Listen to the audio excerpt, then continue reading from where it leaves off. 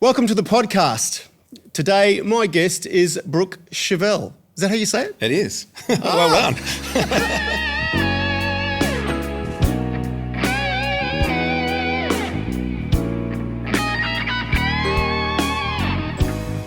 This episode is about Brook Chivell, who originated from Melbourne and moved to the Gold Coast. He's a country artist that started out being into metal. He's had a couple of albums and played at Tamworth over many years at the Country Music Festival, and also here on the Gold Coast at the Groundwater Country Music Festival on the main stage, and has a new single out. Today we'll be talking about his journey from Melbourne, from playing with Rob Mills and cover bands, a band called Big Deal in Melbourne, which apparently was a bit of a big deal. Anyway, let's get into the podcast. Okay, Brook, you've started life in Melbourne. Yeah. What got you into music in the first place? My dad wasn't a muso, but we were always listening to music, and to be honest, it was Buddy Holly. It was the only cool record in the whole collection. Oh. It was all... So you had a collection? Yeah, but it was Nana Muscuri and Demis Roussos and marching band classics. Pretty much every record that when you walk into an op shop and flip through the LPs, that's my dad's record collection. But Buddy Holly. But Buddy Holly was cool, and there was this one picture of Buddy Holly standing on stage somewhere with that Strat just at the mic, and that was... I don't know how anyone could think that was cool, but 5-year-old me thought that was just the coolest thing ever. So... yeah, I just kind of I was always singing as a little kid all the way through, and even in, primary school I was kind of in the choir, the second best singer in the school usually. So if we did... Why you say second best? Oh, because if we did the 12 days of Christmas, I'd get the 11 days. And the other kid, who was Paul Booth, who was amazing actually a really good singer at 9 or 10 or whatever, he would get the 12 days. So the second best singer. But yeah, so I've always sung, and, I kind of toyed around with writing songs when I was 6 or 7 years old. They were horrible. And I didn't know how to play anything at the time. But I'd write. I really liked Kiss. Like, my next door neighbour had an older brother, and so we'd go and listen to his record collection. And what was in the record collection? It was Kiss? Dynasty and Unmasked. Oh, okay. Yeah, so I loved Shandy. That was such a cool song. And there was a couple of songs that I still remember from back in those days, and I kind of at one point went back and went, it's just a blues progression. I was writing blues songs at 5. How did that happen? When did you pick up a guitar? 17. 17. So you were singing and stuff, so the music thing was there. Yeah. In high school, I was lucky. I went to Essendon Tech, and they had a music program that was 20 keyboards in a room, and up the front was the teacher, and we all had headsets. We had a little buzzer, so we could ring the buzzer and talk to the teacher and stuff, and work through stuff. And I'd often go, "Oh, miss, can you play me because I can't read at all." Even then, I could, kind of go, "Oh, okay, that's an F and that's a..." But I'd just say, "Hey, can you play the song through for me?" And then I'd just work it out by ear. And then when the test came, I'd play it back and she'd say, "Oh, you missed that note and you missed that note. Oh, yeah, can you just play it through one more time for me?" That obviously was actually a quite good tool for you to learn how to pick up things by ear. Definitely. It was, I've never... So you must have quite good relative pitch. Oh, yeah. I definitely don't have perfect pitch. I wouldn't have a clue. And when I finished year 10, I moved from that school to a high school because my parents wanted me to keep doing science, and the science finished at Tech and was more focused towards people getting apprenticeships and stuff. Mm-hmm. And I don't know why they wanted me to do science. But anyway, and the music teacher said to my parents, "Don't let him quit music because he's got something." Even at that age. And I didn't know how to play guitar yet. And you had some time at a keyboard? Yeah. Enough to have reasonable keyboard skills? Not now, but then, yeah. Yeah. I mean, it was all just learning, Song of Joy, and it was all, the teacher, Miss Tanuska was her name. She was an old Russian lady. Like wow. she was probably in her late 50s, early 60s. Old then.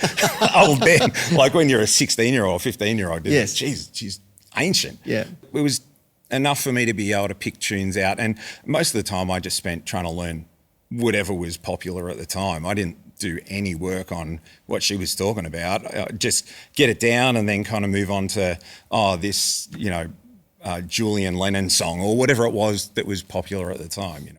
What was the thing that changed that you got into playing guitar?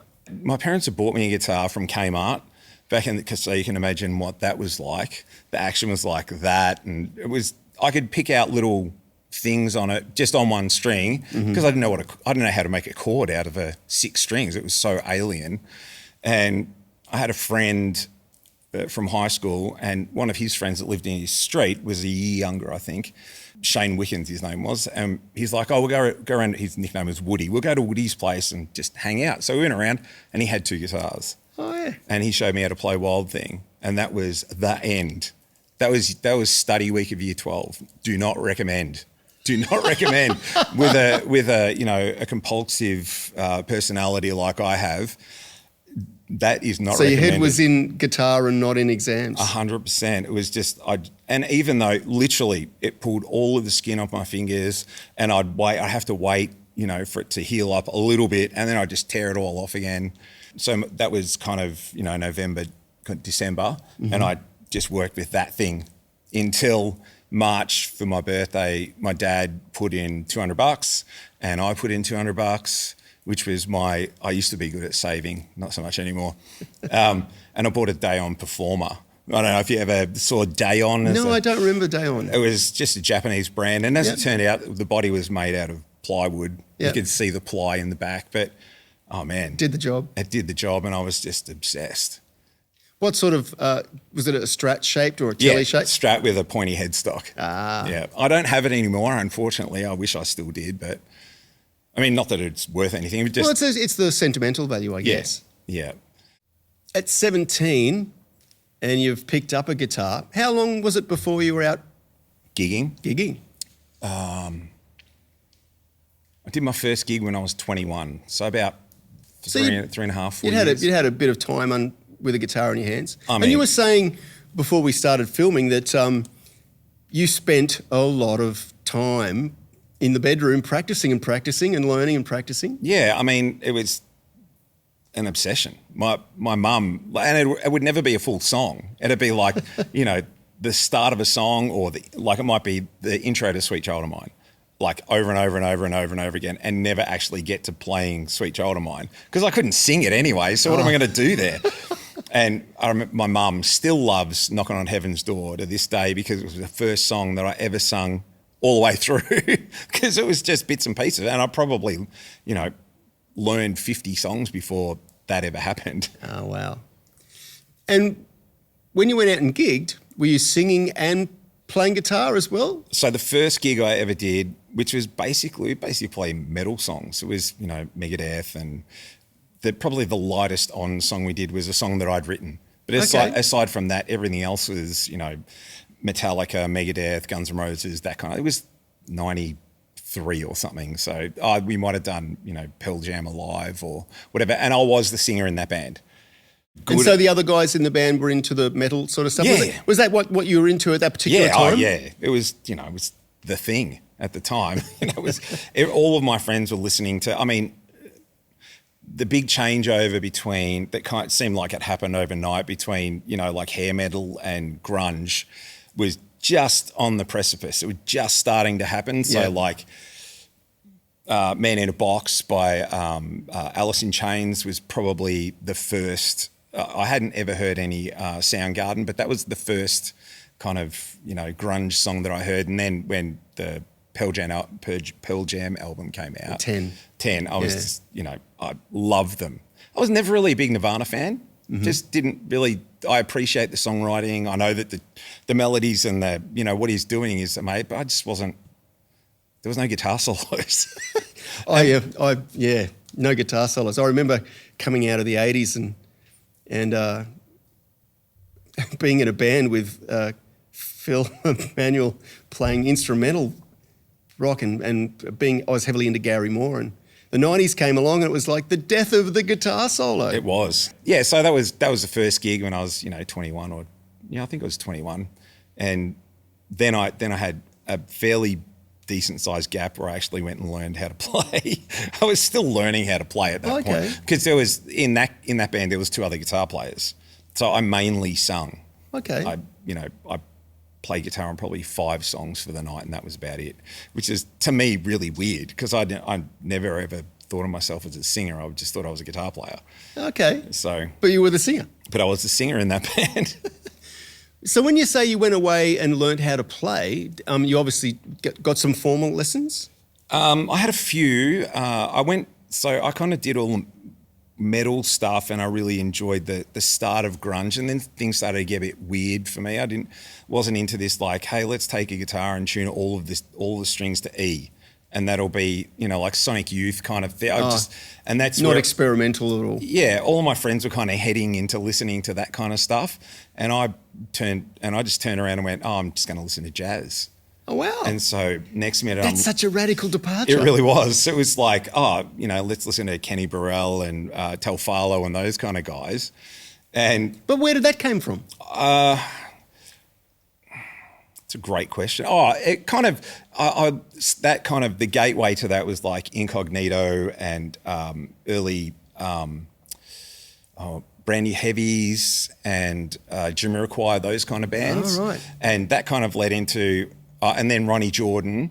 I heard the Ronnie Jordan album and I went, oh, that's kind of more jazz than acid jazz. And then all of a sudden I was listening to, all the guitar players. I used to always read in the guitar magazines, you need to listen to horn players. You need to learn how to, because they don't phrase the same way as guitar players. And I just could never get my head around that. I'm like, why would I want to do that? But I probably should have. But yeah, I started listening to that and I went and had some lessons because I still don't know music theory well. I don't know modes. I don't know any of that stuff. So it was a real slog. And I went and had some lessons with a guy at Billy Hyde's in Melbourne, at the original Billy Hyde's. And I think it was Rod Murfitt was his name. He used to play with Renee Gayer way back in the day. Okay. And so I had some lessons with him and I got the Mel Bay book and all that kind of stuff and had probably 20 lessons and I got married. So that kind of fell by the wayside. I wasn't gigging really either at the time. So if you're not gigging doing music, what are you doing to earn a dollar? I work still part-time at Metcash, which is the same, and it's the same company, and they do IGA. So, okay. Yeah, but at the time I was full-time and, trying to buy a house and all the things you do when you're newly married and all that kind of stuff. And my partner at the time was not interested in me being a musician at all. So I was just kind of practicing whenever she wasn't. I'm a night owl. I've always been a night owl. So I'll sit up until 2 o'clock in the morning, play guitar while my partner is in bed kind of thing. So that, and then I kind of auditioned for a couple of bands and I ended up getting an audition with a big Melbourne cover band at the time called Big Deal. Mm-hmm. And without asking probably will end a marriage, I guess, but without asking her, I took the job and quit my day job. Oh, wow. So that's quite a big life-changing thing to do. It really was. But, she knew I wanted to do music the whole time and I should have had the conversation, definitely, but at the time I was just like, well, this is what I've always wanted. I thought that, playing a cover band was better than, putting boxes on pellets, Yeah. And you didn't want to hear someone say, no, you can't do that. Yeah, I didn't want to hear anyone say, and I was gigging 6 days a week and I was making more money doing the band than I was in my day job. So in my head, I'm like... win-win, ticking all the boxes. What's the downside here, aside from the fact that I'm out 6 nights a week playing in venues or whatever? So, yeah, that marriage didn't What sort last. of music did Big Deal play? Just the standard, everyday, I think I played in the 3 years I was in that band, I'm pretty sure I would have played Jesse's Girl 1,500 times, at least. Okay. Maybe more. But it was that, just the standards, Jesse's Girl, Video Kills the Radio. And songs that were around coming through at the time. We would rehearse every 2 weeks, and we'd learn new songs you might play them once or twice and see what the crowd reaction was. And if it was bad, you just never play the song again. Yeah. You know, which is really hard. I often think about, you know, what are the songs that are around today that you're going to think about in 2 years or 3 years? And there's so few. I mean, there are some, but it's just... It's a different world today too, because back then, and I'm talking late 90s, early 2000s, Yeah. Radio still had quite a sway as to what people listened to and what determined what was in the charts. It doesn't work like that anymore. No, it doesn't. I think a lot of time, and, you know, having radio airplay myself, this sounds, you know, a bit dumb to say, but, you know, sometimes radio itself thinks it's more important than it actually is, you know, because most people listen to their Spotify, whatever it is, and it's not even the algorithm most of the time. It's like, I want to hear these 25 songs, maybe in a different order today, but they're the 25 songs I want to hear, and they might listen, and I do it myself sometimes. I try and put new stuff in there because, you know, I kind of need to keep abreast of what's happening. But yeah, so I did the Big Deal thing. I did that for 3 years, and then I left, started another cover band, and did that again. And ended up moving on from that one into another one. And as you do, you know, these things happen. So the material that you're moving from... It's the same stuff. It was same sort of songs, just different bands. Just different bands, different personnel. And the good thing about it was I was meeting different people in the scene as I was doing that, which later on, when I, you know, kind of got ready to record my first album, I knew who I wanted to play on it. Yeah. You know, which is great because there was... some amazing players in the Melbourne cover scene. So obviously, at the same time, you're writing... No, not at all. Not at all? No, I was living the cover band rock star life where you know, get out of bed at 2 o'clock in the... I remember, you know, in my single days, you know, I'd meet someone at a venue and they'd say, oh, come and have lunch with me or whatever at work. And I'd be like, what time's that happen? Oh, you know, 1 o'clock. I'd be like, I'll still be asleep. What are you talking about? Yeah. You know, I'd get out of bed an hour and a half before, you know, enough time to get ready and get to the gig an hour before and play the gig. And then I'd be up until 7 o'clock in the morning or whatever it was. You know, that was the stupidity of it. The things that I could have actually got good at. And accomplished. And accomplished in that time rather than just, you know, I was living this, I stayed away from, unlike 90% of the people I knew, I stayed away from drugs altogether. And I'm a very, very occasional drinker. Like I've just never been at gigs. I might have one or two, and that'll be one of my gigs during the week. And I've always been like that. And just because I saw, you know, I was in bands where I was the only person with a license at one point. You're a designated driver. No, I never did that. I was like, well, it's your fault. You get to your gigs. So they would, you know, get to the gigs however they did. But yeah, it was just. I just was luckily I just never got into that. You know, I didn't feel like, and to be honest, there's been a couple of gigs I've done half cut or more than at B&S balls. I think I play amazingly. Look, I'm a rock star. And then I'd hear some footage back out. Maybe, I think if you've been doing that your whole life, maybe you can get away with it, but I definitely cannot. Yeah. Some people, I think, are able to perform, but a lot of people can't. I think it's that thing of the psychological, you tell yourself you can. Yeah. But in reality, it's a different story. Yeah. So I ended up getting sacked from that last cover band, and that's when I started doing the country thing. I had written stuff in that time, started a band, and it was kind of doing like a heavy rock thing, like a Guns N' Roses meets kind of Foo Fighters-y kind of vibe. And I'd bring songs in and the guys would go, oh, cool song. Can't use it though. It's a country song. And I'm like, what are you talking about? To me at the time, I just thought country. I used to listen to Keith Urban and Faith Hill, and that was it. That was the only country I would listen to until probably 2007 or something like that. And then I was just like, oh, what am I going to do? You know, this cover band's finished, and that's when I kind of rang the guys that I'd thought I should start a band with these people, you know, over the course of those years. And I just kind of started recording an album with those guys, and didn't know anybody in the country music scene, not one person. So how were you going about doing the recording process? Were you going to a recording studio? Or? Yeah, so, half and half. So I ended up working with a producer named Adrian Hannon, who did work with Taxi Ride and worked with Vanessa Amorosi before all the Mark Holden stuff. He did a lot of he'd get people up to a certain point and then they'd go and sign with somebody else and kind of, So you'd done a lot of demoing bands in their early stages. Yeah.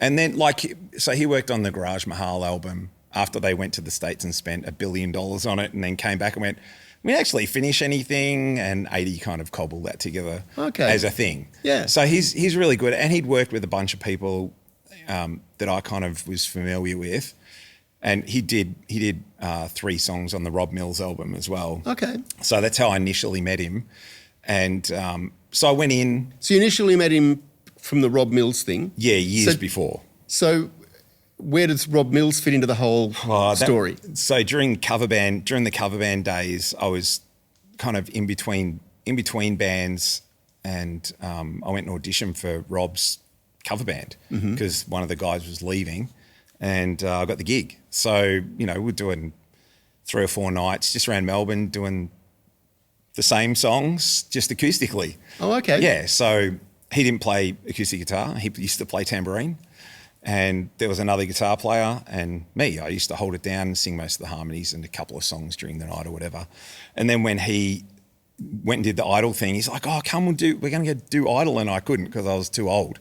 I was a year older than the cutoff at the time. I think it was the cutoff might have been 26 or something like that. And I was 27 or whatever it was. I was, older than the cutoff. So I couldn't do it. Just lie. I'm actually only 20. Well, I mean, I'd already done that for years. In the first cover band I was in, everyone was 25. I was 25 for the whole 3 years I was in the band. People would turn up with presents on my birthday and it'd be the card would say, enjoy your 25th birthday, you only get one.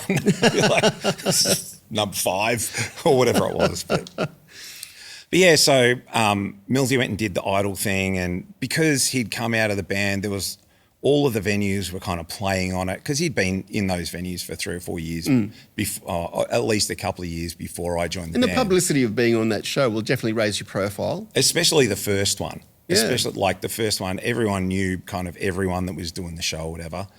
And so, we'd be doing shows, they'd be simulcasting from the show onto Idol. We did that a couple of times, and there was another time where he came back and sang, and they kind of, they filmed it so that they could do more of the backstory thing or whatever, which was pretty cool. And that was kind of my first experience with any kind of media.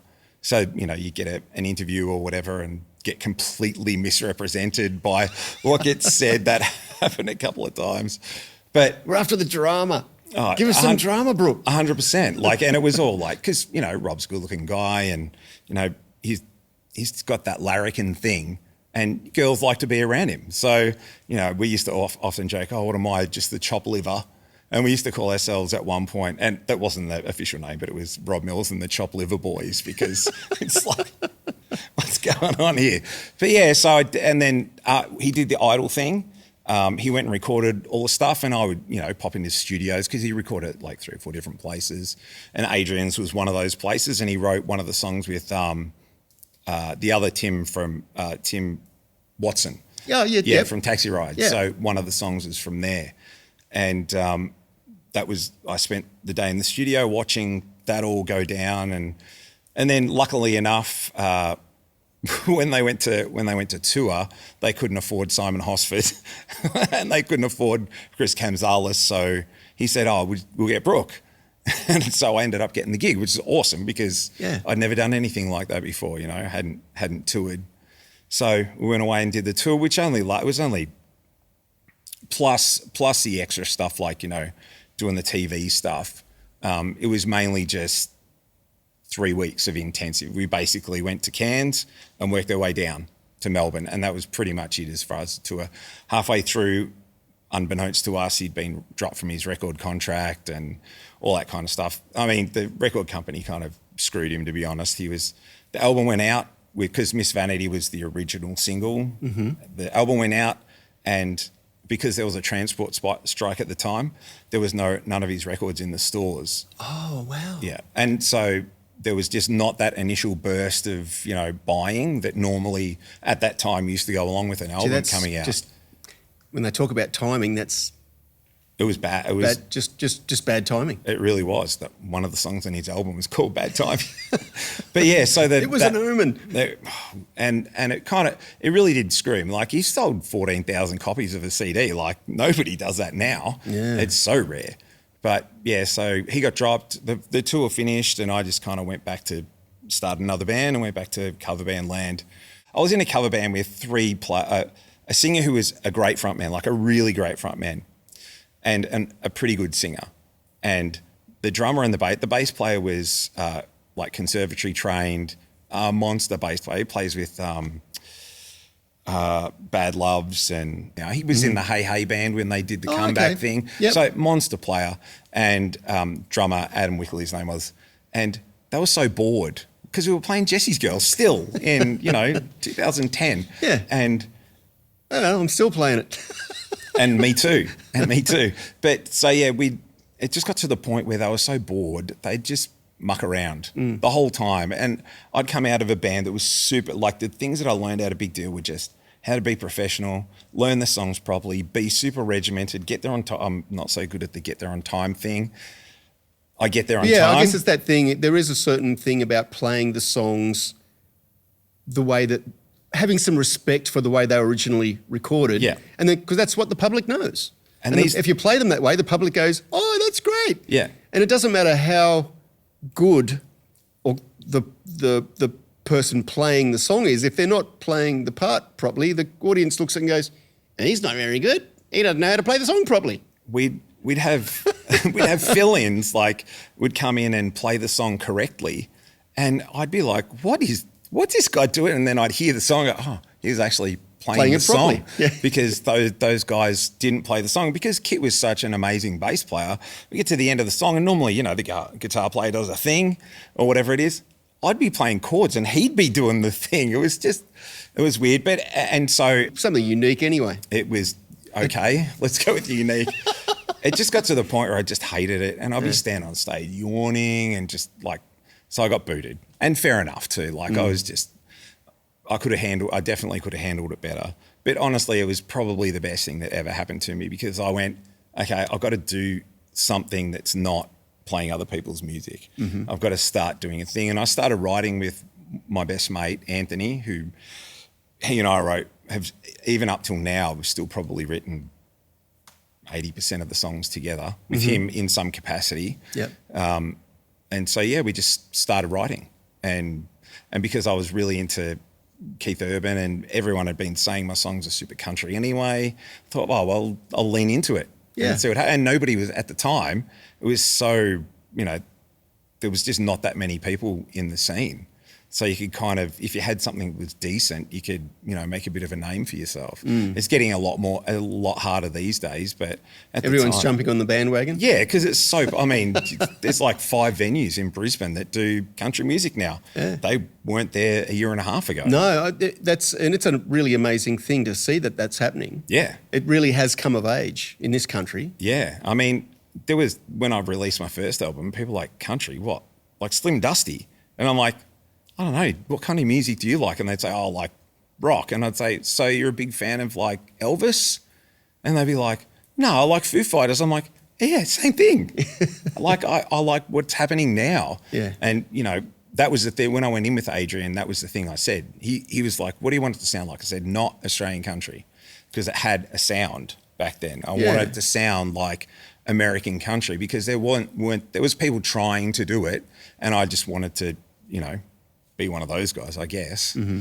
So, yeah, I think the album came out in 2012. I didn't know one person in the country music scene other than the pedal steel player who played on 4 of the songs. Okay. And luckily enough, he was super nice and gave a couple of albums to people who would eventually, become friends. Oh, cool. And kind of that I just worked like that. Yeah. It was just like there's a couple of guys in the bluegrass scene, the Davidson brothers. One's an amazing fiddle player.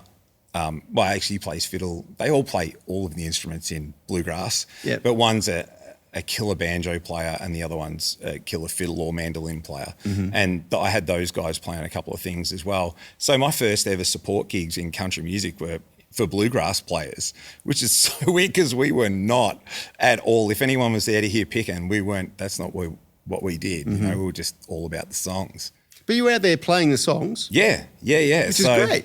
It was. Did you enjoy it much more playing your own material rather than playing the covers? It's like, this is my cup, and the covers make it go like this, and the originals fill it back up again. Yeah. It's, it just gets, you know what it's like. You do enough cover gigs. Band gigs are different. And the problem is that there's just not enough of those at the moment. Like, it's just, the scene is basically duos and solos. There is still some band gigs around. There's a lot less than there ever used to be. Yeah. There's less venues. Well, less venues for bands. Yeah, that's right. So, you might do a band gig for me, like with my, project that does that stuff. We might do a band gig every 2 or 3 or 4 weeks. It could be a couple of months in between band gigs. And I'm not an acoustic guitar player, but 90% of the gigs I do are acoustic. I just, I'm not one of those guys that sits down and plays really pretty stuff on acoustic guitar. I'm just strumming chords and singing songs. That's pretty much nothing what I wrong do. with that. No, I mean, it's just a way of doing it. Yeah.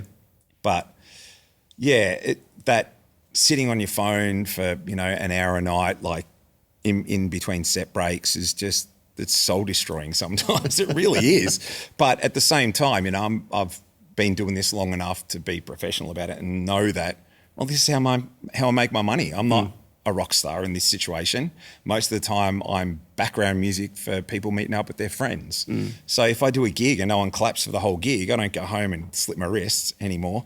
You just go, well, they weren't there for me. In a band situation, if you go to see the Accidents, you're going to see the Accidents and you're going to clap and interact and all that kind of stuff.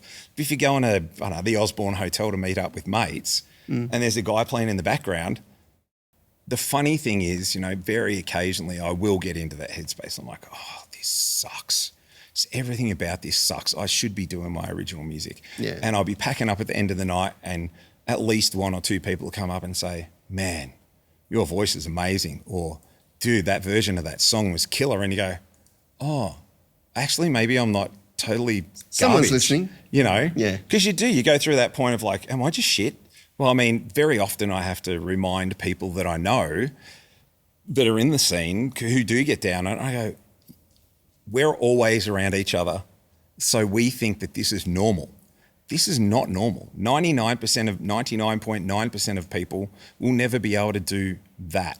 Yeah. Ever. They just won't ever. Like the amount I used to do a gig, I did a gig a few times with a friend that was underneath the stock exchange in Melbourne. And people would come up and be like, man, I wish I could do what you do. And I'd be like, I'll swap you for an hour. You make more in 10 minutes than I made tonight. Yeah. But, they just they'd love to be able to do that thing, Yeah.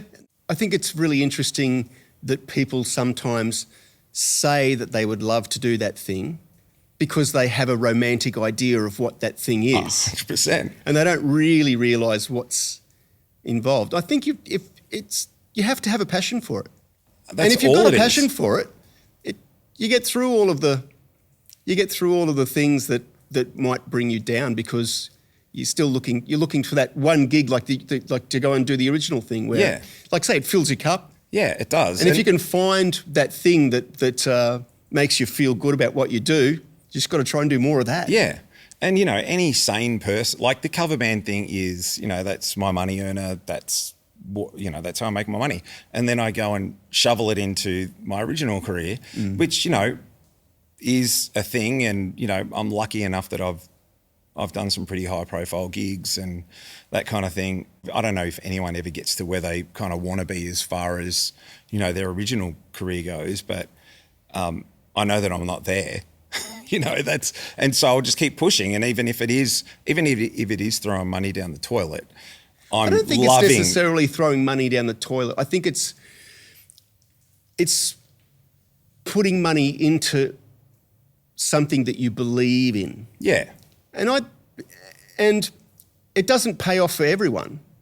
Like you may not get to be a millionaire or whatever it is, whatever the goal is. But if the goal, I guess it depends on what the goal is. So what is your definition of success? It's funny. I had a birthday a couple of years ago. It was one of the milestone ones, 50. And basically, a friend of mine, well, my first ever real girlfriend, who's now married to one of my best friends, sent me a photo of me when I was 18. And I got into a funk. I was in a funk for like 2 days, just like, oh, that kid had so many hopes and dreams, wanted all these things to happen and none of them. And then I was like, if that kid knew that he would have songs played on the radio and video clips played on the television and he'd play a main stage at, like Grandwater Music Festival or something, he'd be stoked. He would be so stoked. And the other things, whatever. So eventually, in a couple of days, I kind of got myself out of that thinking, I have been pretty lucky, or I have worked and got myself to a point where I could, do those things. I guess that's the thing. It's you look back on your life and you don't remember the money that you've made. What you remember is the experiences that you've had. Yeah. And how they made you feel. Sometimes I remember how I spent the money on, music like everybody else. I, have a fairly... It's an addiction. It is an addiction, isn't it? I definitely have I've got a fairly decent case of gear acquisition syndrome. Yeah. Yeah. And I keep trying to tell myself that I need to sell off stuff, but I can't seem to decide where to start. So bad at selling gear. I'm never going to buy another guitar. Oh, hang on a second. There's something that looks interesting. And it's, a lot of the time I've got effects racks and stuff from, 15, 20 years ago that at the time cost me thousands of dollars. And now it's like, I see them on Marketplace, $600. Oh. Most of my stuff's kind of pulled apart. I use that pedal board for a while and there'll be a pedal board and there is multiple pedal boards in the garage with 1 or 2 pedals on them that I haven't taken off to put onto the next pedal board. Mm-hmm. And occasionally when I moved last, there was one, I opened up this box and it was just literally full of guitar pedals. And I had no recollection of that box at all. Oh. Your first album comes out. How many copies did you sell? Yeah, it was 2011. So it was uploaded through Reverb Nation back in the day. That was one of the few ways that you could actually get your music up online. Mm-hmm. And so I did it through there. I sold, because it was all, just me selling at gigs and that kind of stuff and online. And I did a print of 1,000. I sold all of those. Okay. And now then I did another print of it. Because you look at the prices and go, 100's like, yeah, it's X more dollars. Cost effective to print more. Yeah.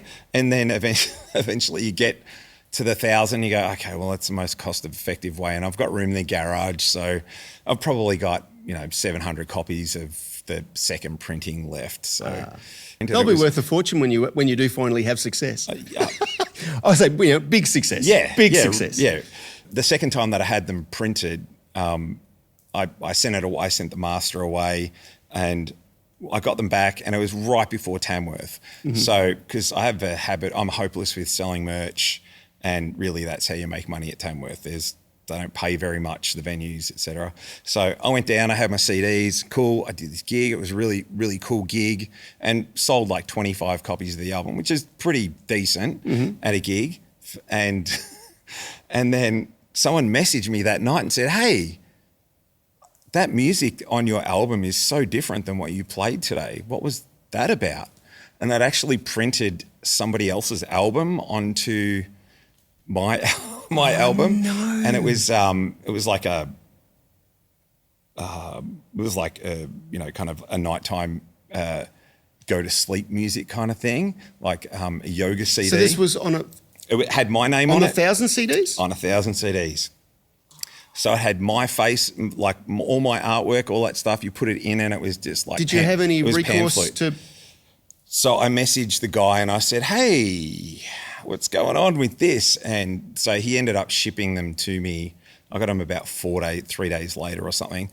A couple of the guys that go to Tamworth on a fairly regular basis are from Sweden. So I had to ship them copies of the album, which is like cost me, Cost you more than what they paid for it. It did. It did. But, it was a funny story at the time. It's funny now. It wasn't funny at the time. No. At the time, I was like, oh, this is... Because you're probably relying on that as a source of income.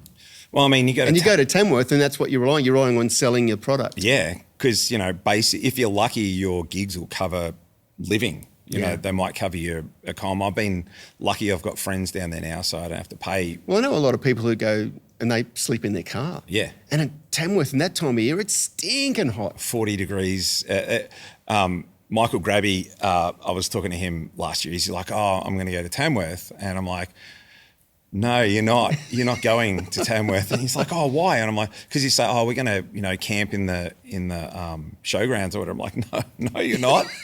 You're not going to do that. He goes, oh, why not? I'm like, it's 40 degrees. There's no chance. Camping, no.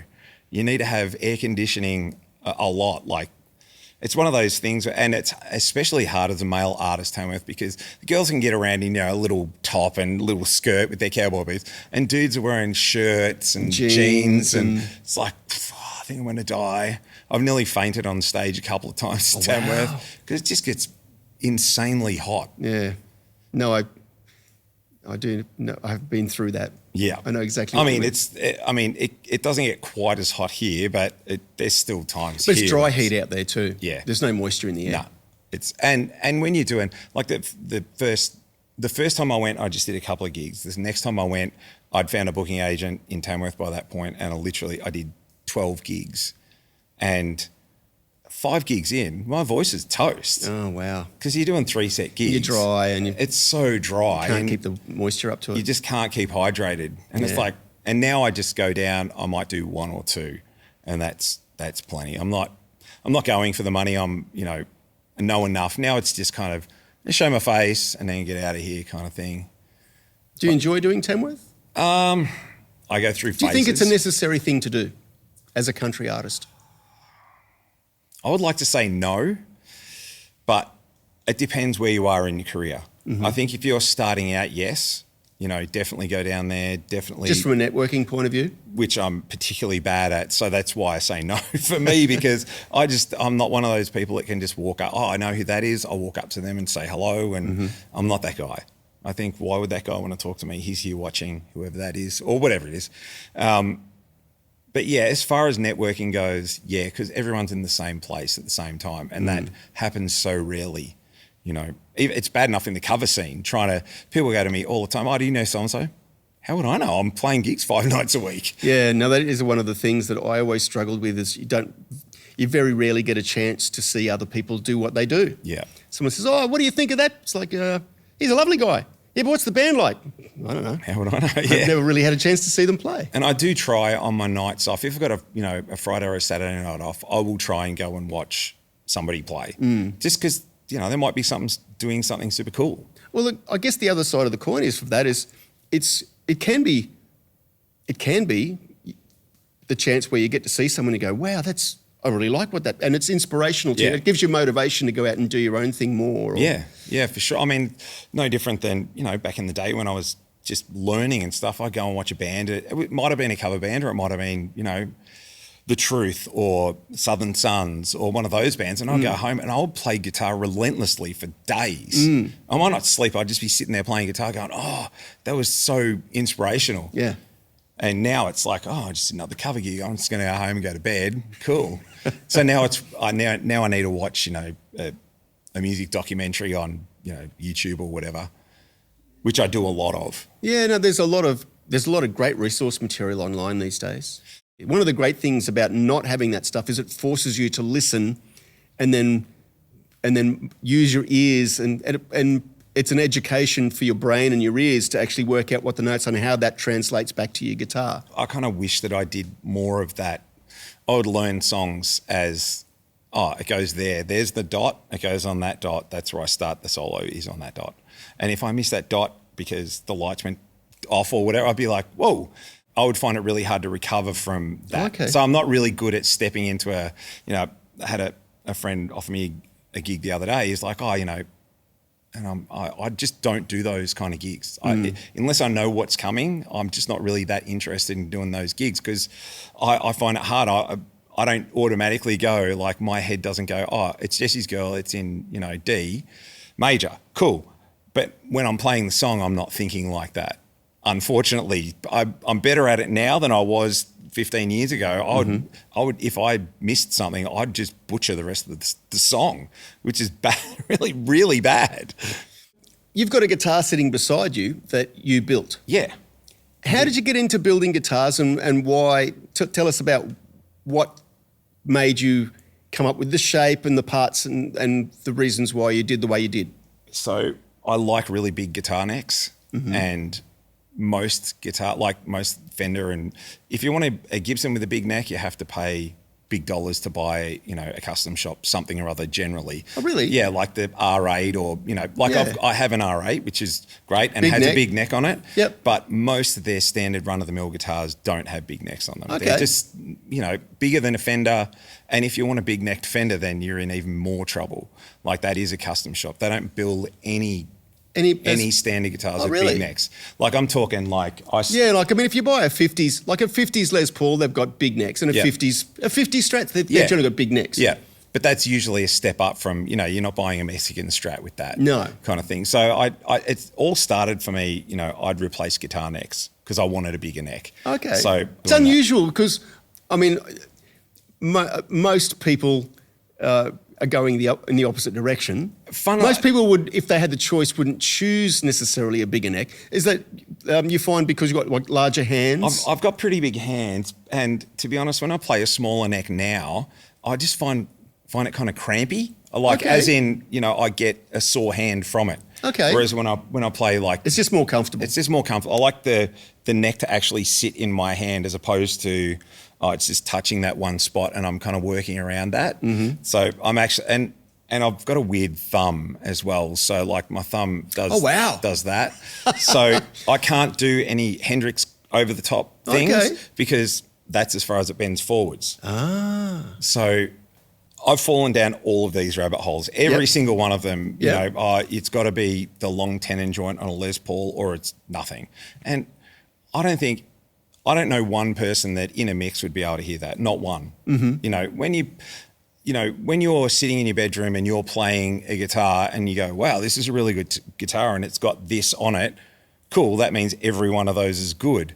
Not necessarily, because and the other thing is they're all individual, aren't they? Well, you listen to a lot of the sounds that are seen as being like the best guitar sounds, like Slash's Appetite for Destruction sound. So many people searching for that, and now you hear the soloed track and go, oh, actually that's pretty nasty. Like that's really, really mid forward in a way most stuff that sits really well in a mix is very, particularly with guitar. Very mid-forward. Chop all the bottom end off, chop the top. That's me. Like my guitar sound is very, very pokey. A lot of people in the country scene, it's not Metallica scooped, but they'll have their mids rolled off a little bit, a lot of bottom end, a lot of top end, and they have to be so loud. I can have my guitar amp on one and everybody can hear me because there's so much mid in there. I kind of wind out quite a bit of top end and wind out quite a bit of bass, but I'll have my mids all the way. The sound that you're playing with now, you came from playing metal with a lot of distortion. Yeah. How much distortion is in the sound these days? Not as much as there was, but still more than, I still, a lot of people, especially in the country scene, some of those cats are unbelievable. Their technique is so good, they can just put a compressor on, which is basically a gain pedal, just, it's keeping everything and compressing. Just evening the levels out.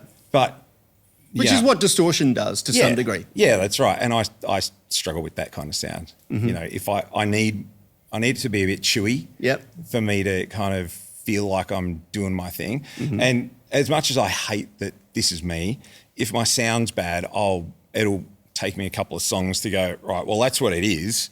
So it does really affect it affects I think it affects your creativity. Yeah. It affects your ability to perform well. If you're not digging the sound that you get, it does have an effect on your ability to perform. And and being a singer yourself, it's even harder knowing I can't change that because I can't walk, especially on a big stage. Yeah. I can't just walk back to my amp now and make changes. Yeah, it is what it is. Because it is what it is. Yeah. And hopefully the sound guy at the front is making that work. Yeah. Yeah. But sometimes not. But hopefully most of the time. Well, man, sometimes you can be pulling your most amazing sound on stage and unfortunately the front of the house guy is not your friend. Sometimes. It's one of those, you've just got to, it's a tough one. It's a bitter pill to swallow. It is. I've definitely had, there's a couple of times that I've done support gigs for people that I didn't really know that well. And there was one in particular where we did the support. We went in, did the sound check. It sounded great. And then the other band did their sound check. Great. We went on stage and it sounded horrible. Oh, wow. To the point where my girlfriend at the time walked out. She's like, I can't listen. I can't listen to that. The other guitar player in the band at the time is he's still in the country, the cover scene in Melbourne now, and he knows everybody. And he knew that sound guy. And a couple of weeks later, that guy did a gig for him in his cover band. And the guy said, I'm so sorry, but so-and-so told me to make you sound bad. What? Yeah. Oh, man. I don't understand that. Like, surely you want everybody to have a good time. But it's so weird. And it has happened. I've got a mate. It sounds like there was a thing back in the, particularly early 80s when I was doing a lot of support gigs. And the main act would, they wouldn't let you have all of the light show and they turn half the PA off and do all those sort of things. Because when the main act comes on, they want it to be big and loud. And everybody go, wow, they're amazing. And they don't want anything to take away from that. Yeah. It is disappointing that sort of thing still happens. Yeah. Because it's, like you say, it's particularly in this day and age when you really want to give live audiences a great night out.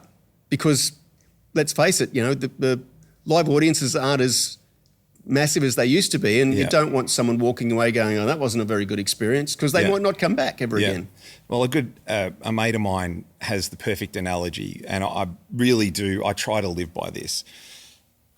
There's a pie, right? Everybody's trying to get their little piece of the pie rather than trying to grow the pie. Yeah. And we're at a very lucky point in the country music scene now where it's growing like crazy. It's exponentially. People at 10 years ago used to hang shit on me for doing country music, and now in country bands, because it's that, they realise, that's a thing, and they're doing it as following the trend. I did it because that was kind of what was coming out of me. I think it's also one of those things, I think you described it earlier on where you were talking about, if you'd said that, I'm playing in a country band, they go, what are you playing, Slim Dusty? It's people's concept of what country music has changed quite a lot. Yeah.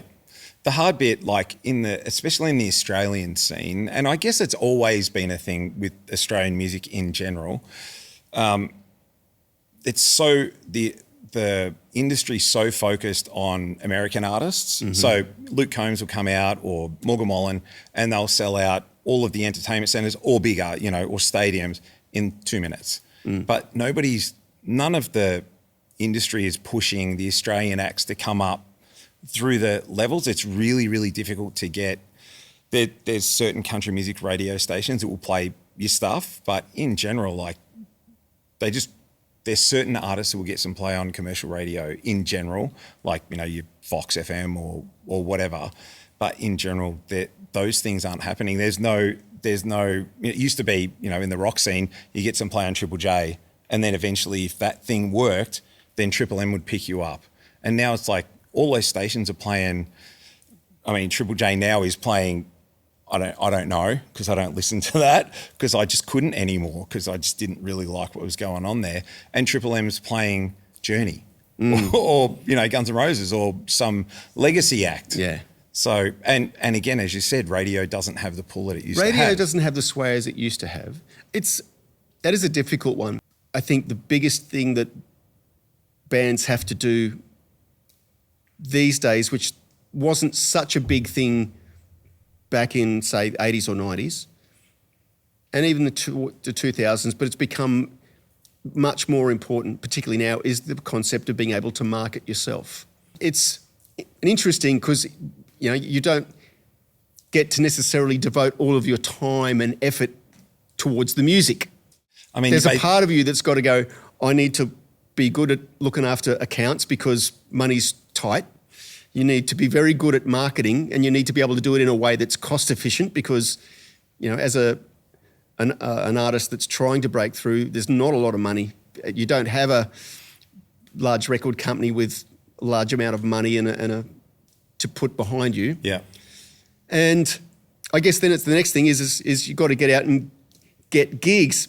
And if you can, get gigs that put you in front of an audience that wants to hear what you've got to play. Yeah. That's a difficult thing in and of itself. Obviously, social media is such an, you know, as far as marketing goes, it's amazing. And at the same time, it's such a time drain that I find that's the difficulty for me because they, especially, you know, festivals and stuff, they want to see what's his engagement like and how, you know, if he puts up a I guess post, people make judgment calls based on your amount of followers. They and definitely do. all that sort of stuff. And I just look at that and go, well, that's cool.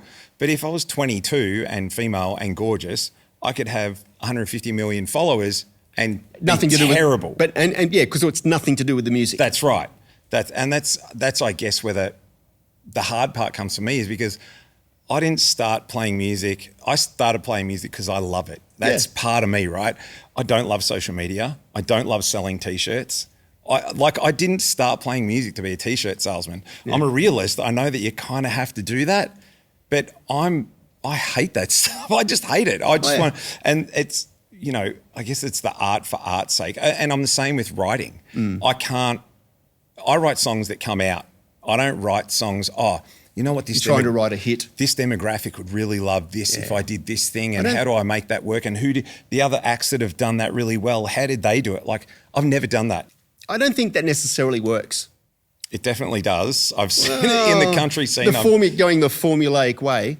Maybe it does, but I think there is a certain thing about being true to you that is self-rewarding. Yeah, 100%. And when you go out and do that, I think if you do it to the best of your ability, people actually, I think that's where you get real, loyal, true fans. I think so too.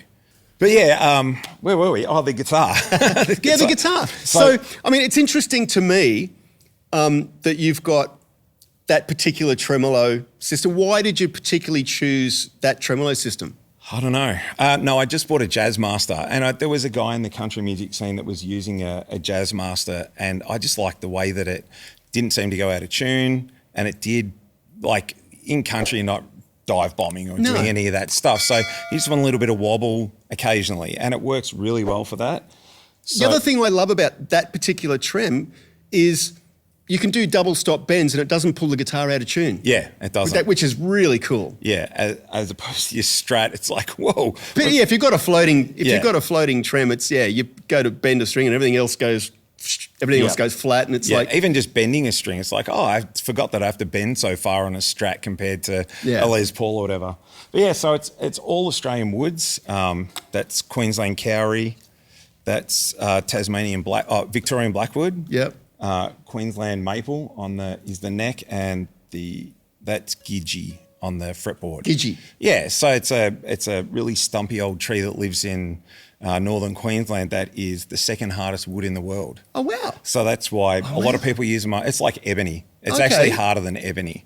So you can dig in and not worry about digging up the fretboard. No, you don't. So and that's a Mick Brealey Firebird pickup, and I've got a thin line telly copy that's got two of these Lola Royals or Regals, which is the custom telly. Yeah, pickup. The wide sound or whatever. Yeah, wide range. Wide range. Yeah. That's what I call the wide range pickup. And I really like that because it's not a standard humbucker sound. It's got a lot more top end, which for country kind of works, and for the kind of, I like rock and roll-y kind of stuff like 70s rock and that kind of thing. So I like that kind of bright sound. And I just, that's a bit of alley and that's a bit of plastic. And I got to say, it plays really quite nicely. So I built it with a guy, Ross Walling, his name is, Soul Guitars. So he's got a little stamp up on the headstock there. Why Why the type of headstock why choose that particular style of headstock? Oh, a couple of reasons. I just think it's rock and roll, right? So I was a massive fan growing up of Nuno Bettencourt. Yep. And obviously his signature guitar's got the upside down headstock, the Washburn. And I really liked the that. look of it? I did. I wanted something that was kind of different as well. And also there's that whole thing about the tension of the strings. Yeah, so like on a piano, the lower strings have a longer reach. Yeah, and apparently it makes, the higher strings easier to bend. Yeah, I don't know. Well, I mean, Jimi Hendrix did it with a right-handed guitar strung upside down. Yeah, that's right. So I built two of these, the same model. Just the other one's just in Tasmanian Blackwood, and it's got a humbucker. I think I'm up to guitar 8. I'm building the Explorer at the moment. So a lot of the time I'm building, copies of, Gibsons because I couldn't afford to buy the original, When I picked that up, it's something reasonably quite light. Yeah. Do you know what weight it is? I don't. It's probably maybe 3 kilos at the most. Yeah. Yeah, it's a good weight. I mean, it's the Cowrie is a light wood. It's basically a pine. Okay. But it's also chambered. So it's chambered up through here and up through here. And then after I'd done that, that's when we stuck down the top. But yeah, I don't even know why I went for that now. I can't even think. I mean, I knew it wasn't going to be super heavy, but it is actually quite. Well, it's a unique guitar. Like when you pulled it out, it's like, okay, I've never really seen. Yeah. So for me, it was kind of. It's definitely an individual thing. Yeah, the design was kind of like. I really like the look of the 12 string that the Beatles had. Rickenbacker. Rickenbacker, right? I really like the look of like the 360 or the 340, the one that's like kind of even. Mm-hmm. I really like the look of that, and I did buy one at one point, and it was horrible. It was just so. I pulled it out of the case. Literally, I imported it from the States when the dollar was really good. I picked it up and I played it. I literally went, "This sucks. Like this neck's horrible." Yeah. And this just sounds like I plugged it in and went, "Oh, it sounds worse than it looks." So I sold it. It was expensive. Like it was. Yeah, they're not cheap guitars. $3,000 guitar or something like that. Yeah. And I kind of like that, the pointy-ish look. So that's kind of why I went there. And there's another guitar. It's Novo is the builder. I can't remember what the actual model is. Mm-hmm. So theirs is more of an offset kind of vibe. And for the finish, that's actually burnt. That's not a colour. Oh, okay. So we actually set fire to it, which was cool. And then I hit it with a wire wheel, because that's what you do to your guitars, to scrape out. To bring out the grain. Yeah, which is the opposite of what you're normally trying to do. Yeah, because you're normally trying to fill it in. Yeah. And then I put like the silver sparkle through it. Oh, okay. And then just coated it with matte. And the other thing is I really like distressed looking guitars, because I'm forever knocking guitars over. And I've got like a really nice Gibson at home that I use so rarely, because I'm like, hasn't got any scratches on it yet. I don't really. The other thing you got to worry about a Gibson, and I've done this to a couple of Gibsons, is if you bump them or knock them over in the wrong way, the headstock breaks off. Headstock breaks off, or worse. I've never done that, touch wood. I've done it a couple of times. I just couldn't even imagine. I couldn't. Although, if you get them repaired properly, they're better than they'll never break again. Yeah. I had a really nice one that I sold that I should have kept. But anyway, I've still got one that I've had fixed, but needs to be fixed again. Oh, really? Got broke in a different place. An SG. And I've heard that. I think I watched Tom Bukovac thing, and he was talking about that. He's like, "Oh, this one's had a broken headstock, but it sounds way better than any of the other ones that I've had without broken headstocks." So I don't know. Now that's pretty much every Tuesday night I go and visit Ross and we build guitars, because it's just I enjoy the fact of you're doing something with your hands. It's a regular part of your life. It is, and it my ways of getting stress out are basically playing guitar, going to the gym, and doing that. Because you can't have anything else in your head when you're working with a bandsaw. You just can't. All you can think is, I'm a guitar player, don't cut your fingers off. As you start, you got a piece of wood and you go, cool, it's a bit of wood, whatever. And as you get further and further through the process, you're like, I don't want to muck this up. Because if I do something wrong now, there's no fixing that. I've got to start at the start again, and you might have 100 hours invested in it, you know? So it just gets more and more, usually for me... More delicate as you go? For me, it's routing the cavity, because I do route the cavities, one of the last things that I do usually. Yeah. And that's always just like, oh, what happens if, because routers they can slip. They can definitely slip. I think that pickup there, the route is a bit jagged on this side because the router just decided to hop up and... man, the things that you hide under a Strat scratch plug. Scratch plug. I've had to put a humbucker in a Strat once, and I think what I did was I was impatient, so I just took to it with a hammer and chisel. And it was pretty rough, but it worked. And it was probably a 60-something. No. I know people that did plenty of that. Yeah, no, the people that did that, no, I've never done that to an expensive guitar. I've tried, doesn't always work, but I've tried to buy guitars that I know that if I had to sell them, that I could at least get my money back. And you won't ever do that necessarily with buying a new guitar. Yeah. But there's probably been a couple of cases like I bought a brand new Strat at a particular point in time when I'd worn the frets out on the guitar the Strat that I was playing, and the cost of a refret was around $600. And I don't know why, but there was the American Standard Strat at this particular point in time. I walked into a shop and they had one for sale, brand new, for $900. Wow. I don't know, there was a time when the price varied quite widely. I don't know whether the Australian dollar was very strong at the time, maybe. Was it about 2012? Could have been. Because we're at $1.10 at that point. So yeah. That could have been it. Could have been, it might have been then, maybe. But yeah, so I bought and it was cheap. I looked at it and went, $600 for a refret, $900 for a new, I'll just buy a new guitar. Yeah. Which, I haven't bought new guitars very often. You've got a song that came out last Monday, and we're shooting this particular podcast in April. Yeah. So by the time this podcast comes out, we'll be well into May, maybe towards the end of May. Yeah. Tell us a bit about the song.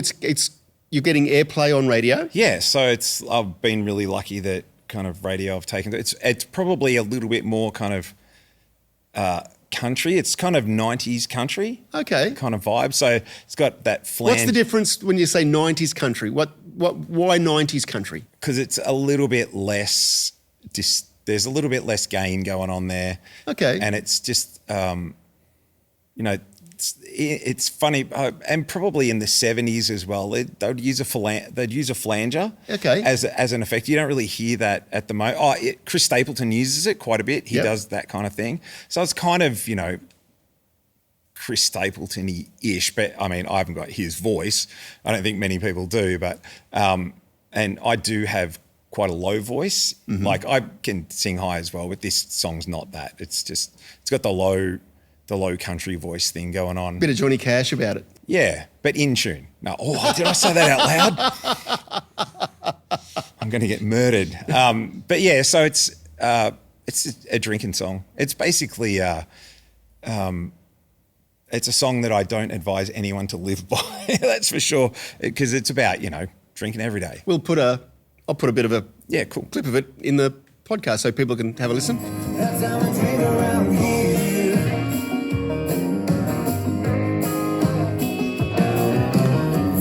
Sweet. And I'll put links down in the description below so people can go and listen to it on Spotify. It will be, yeah. And can people can they purchase it? It'll be on iTunes, and I don't know. Does anyone do that anymore? Please do, because that's a better way to make money. If you want to support Brook and his.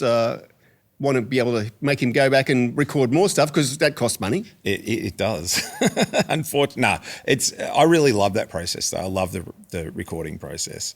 But yeah, so drink around here.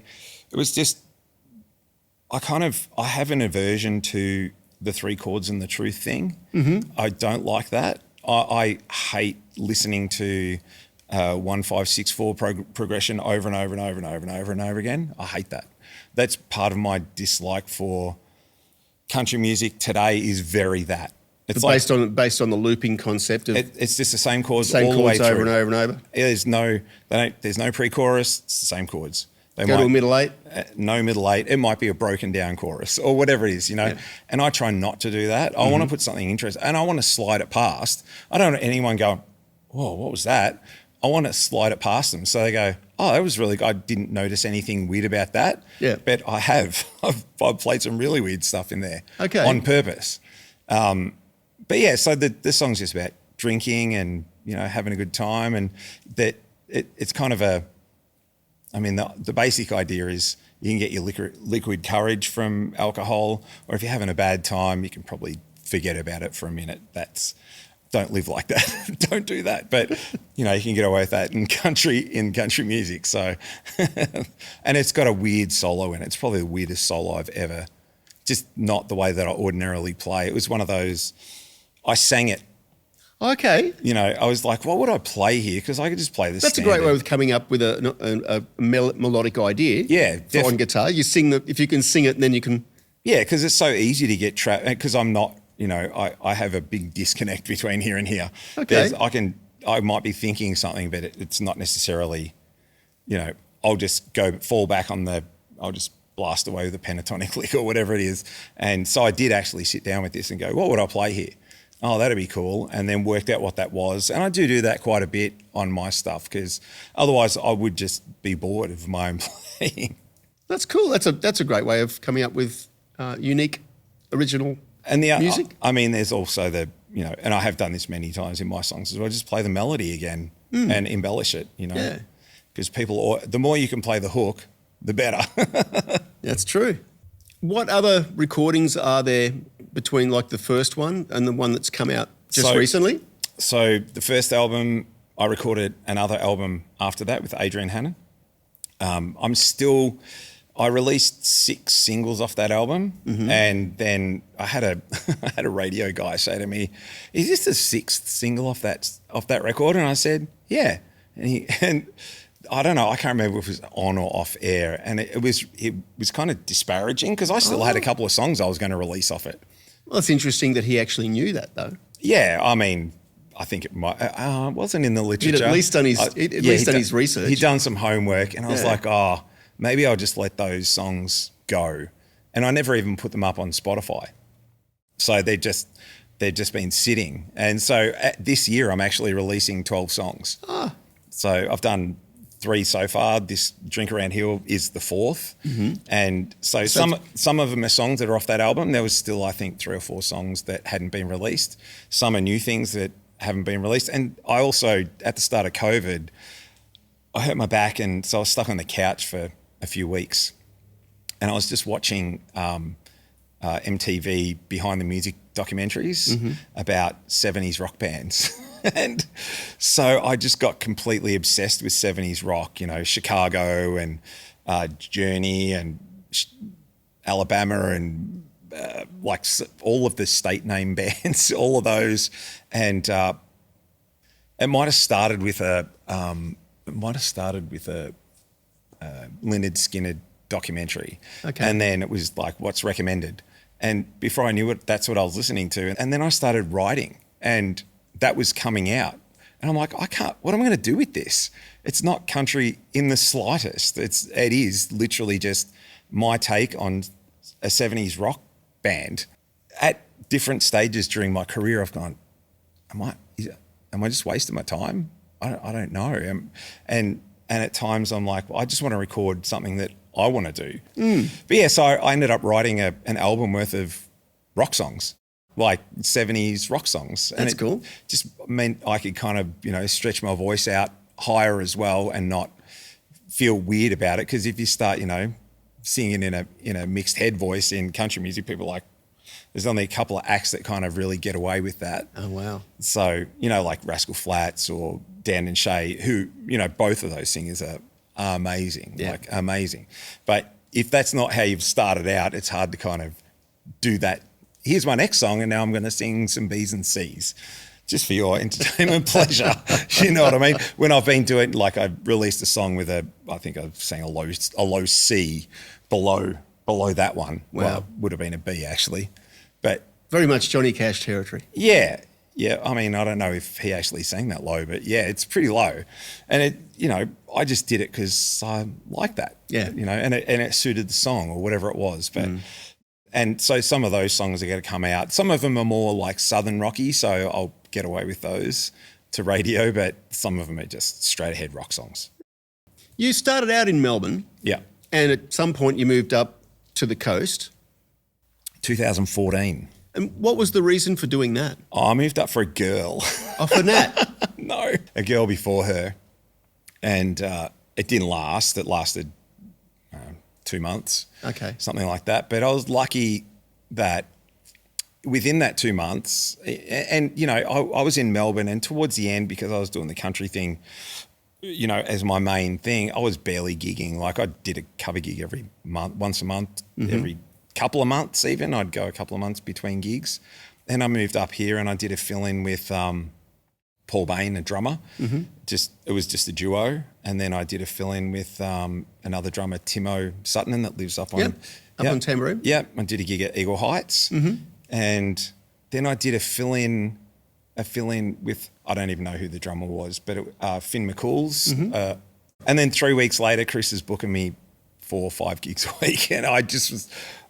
My mates are like, oh, you're going to come home after I break up with the girl? I'm like, I'm never coming back there. I'm gigging 5 days a week. Why would I possibly want to go back to Melbourne and, not be able to get a gig? Just good timing. It was. Fell into something and it worked out. And it was pre-COVID, like it was, a few years pre-COVID. So, obviously there's been a massive influx since then. And, there's a lot of country music artists that live on the Gold Coast now that are originally from Melbourne or Sydney that have just kind of gone, oh, there's a scene. Yeah. And 20 years ago, I remember when I first moved here, I went to Billy Hyde's at Southport when it was still Billy Hyde's, and one of the guys behind the counter was like, oh yeah, the band and I were going to move down to Melbourne. Why would you possibly do that? There's way more gigs here. Yeah. I mean, I don't know what the original scene is like for non-country stuff, because that's what I'm involved in. Yeah. But you could go and play at the Espy and the Evelyn once every 3 months, and that's pretty much it. There's not a lot going on. I think there's a romantic notion of what Sydney and Melbourne were back in the day, and that they're just not that anymore. No. I mean, have you read Most People I Know, the Billy Thorpe book? No, I haven't.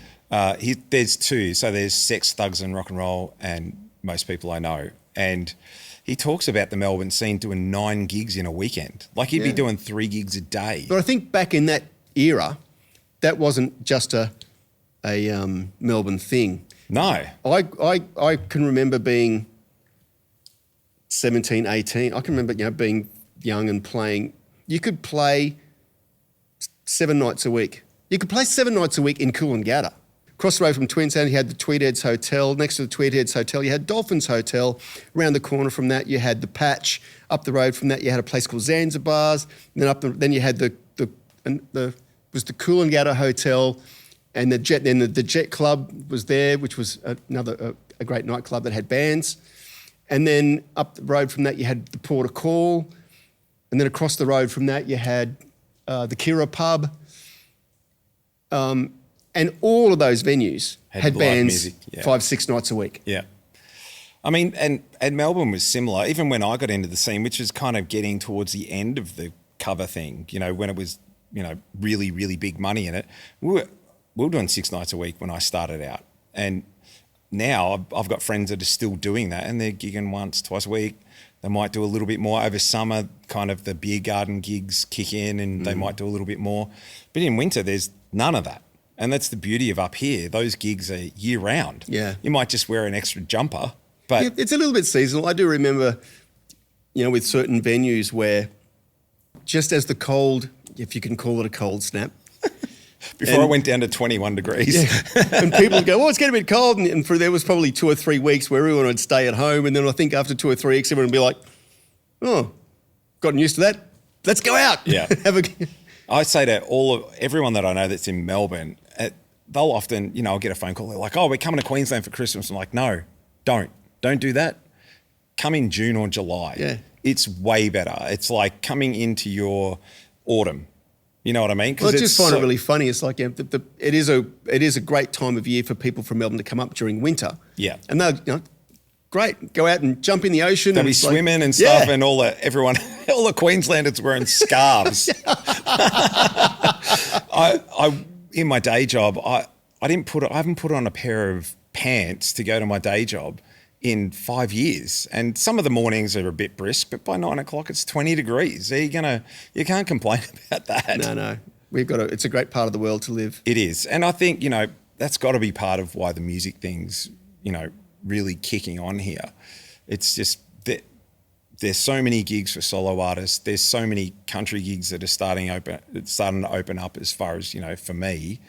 And there's so much corporate work as well, because people from my sister's company's done this multiple times. They're like, oh, well, we're not going to have our conference in Melbourne in winter. Why would you do that? Let's go to the Gold Coast and have our thing there. They're bringing people in from all over the country, if not the world. And what a better, not many better places to come than here or Brisbane kind of thing. So, and obviously you guys work a lot. We're starting to get quite a bit of that stuff, it's really cool. And you get fed, so it's a bonus. Are you still doing a little bit of the cover thing as well as doing the original thing at the moment? I mean, basically I just I still gig a lot, and that money I just take and kind of shovel into my original career and living and all that kind of stuff, obviously. But how do you find getting on the festival circuit? It's hard, especially now. There's a lot more competition. There's a lot more competition because it's, 10 years ago, or 15 years ago when I started out, there were acts, but you could still break through if you got a couple of radio stations that kind of liked what you were doing. You could build a name fairly quickly. But now, because social media is so involved, there's a lot of the festivals will just go and look at your numbers on social media, which I don't like. So I'm not devoting, realistically, you probably need to be posting 2 or 3 times every single day. It's easier for the younger kids, like I say kids, but kids in their 18 to 25, because they've grown up with that. They've just gone, okay, well, I used to do this and it used to be about, that thing that I was into, but now I'm a musician, so I'll just bring that over and bring it into this.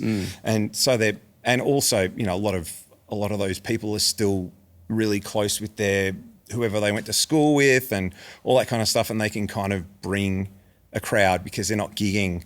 Like, when was the last time one of your best mates came to a gig just for fun? Now it's like you have to kind of drag, come and see me at this gig.